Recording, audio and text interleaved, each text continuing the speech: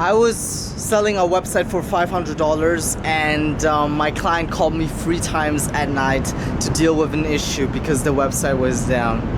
And the less that a client pays, I've noticed the more they care about everything and the more of a headache they become. Working with local business owners is really torture sometimes. It is absolutely disgusting fucking grind because you might have experienced it, right? You just like feel like a slave to them because whatever that they pay you, still you need it to cover your costs, right? And margins are slim, not to mention you might be even making a loss taking into account your time. And a lot of problems I've encountered was also because these businesses didn't have any infrastructure, they didn't have any systems, and the founder, right, of a local business is usually tech retarded and is not able to even, log into Ads Manager. It was just a huge mess. I remember trying to actually, buy software that allows me to basically log into the Meta Ads Manager for the client because he couldn't do it himself, and that was like already like eating into my margins, the software that was stacking up, right? And when I moved to Paperlead, I was surprised that a lot of the software costs actually went down, and right now it's at like 500 to 600, and I use like a bunch of tools. If you're like more lean, you could probably be at like 200-300, all the necessities, right? You don't even need to go high level in Paperlead because obviously you're generating the leads on Meta and then you're sending them to the corporate clients, right?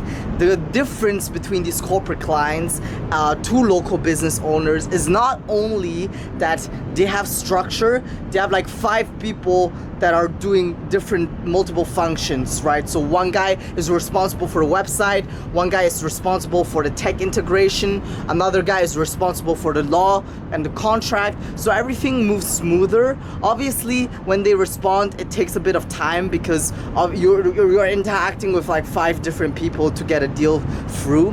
But after the prolonged sales cycle, right, with more touch points, and obviously local business owners who are usually like, hey, right, like you sell them emotionally, they close, they pay you. In corporate businesses, it's more of a back and forth.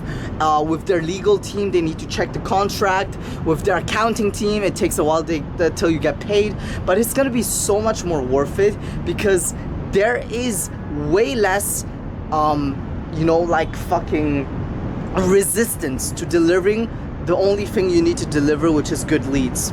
And a lot of the times, it's usually, if you find a good buyer that can scale with you, it is a complete game changer. So the timeline with retainer is like churn and burn, right? You're just trying to maintain and like grind your way through and just to deliver so they pay you your retainer and don't churn. With Paperlead, you're trying to like hunt for whales, and when you get 2 or 3 whales, you try to scale with them for the next 5 to 10 years, right? Because these companies have already been there for 20 years, so they're not gonna go bankrupt, they're not gonna get scammed in crypto, and they don't pay you, which has happened to me with local business owners.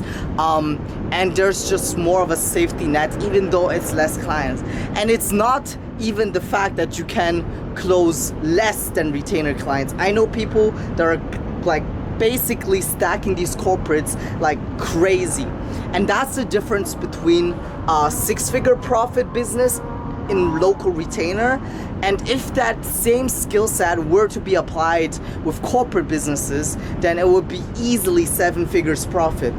And when I found out about that, everything clicked, right? Because I'm not the greatest at marketing, bro. I scaled to 4 retainer clients after like a whole year, and it was like a grind, right? And obviously I kind of fucked myself because I went to a really bad market. I was in Turkey, where people pay like 30% of what they pay in the States.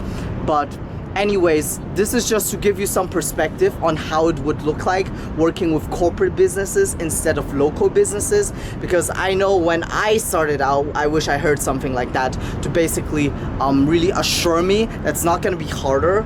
Because all of the skill sets you've already developed, essentially, from go high level to webhooks, API to media buying, setting up meta infrastructure. I've made a very in-depth tutorial and SOP included, Google Doc, on how to set up your meta infrastructure on pay-per-lead. That's really, really important. Go watch it if you're serious about it.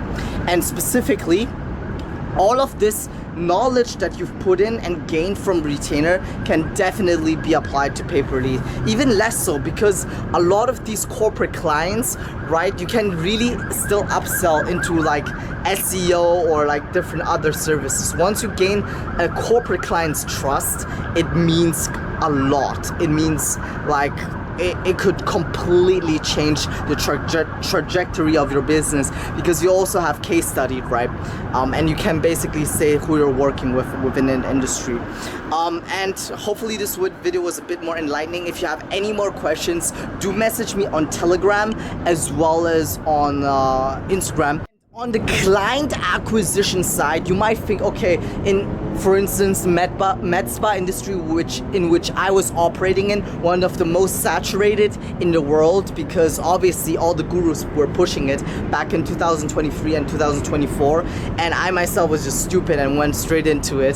The market was so saturated that all of the business owners have already been burned by marketing agencies 2 or 3 times, so they didn't trust anybody, right? With corporate businesses, it's usually they expect to be burned, right? They expect to be burned like 9 times and find a good lead generator. So that's like also easier to deal with because they're more willing to take a chance. And also, with local businesses, you need to like sell them emotionally as well, because it's obviously their money, their hard-earned money that they're trusting you with, right? And if you don't have a track record or anything, like you cannot really close, then it's gonna be a huge bottleneck. With corporate business owners, it's not the founder that's going to be talking to you, but an affiliate salesperson. And his job is literally to get guys like you and to spend a monthly budget on testing new lead generators, right? So there's also less friction in the sales calls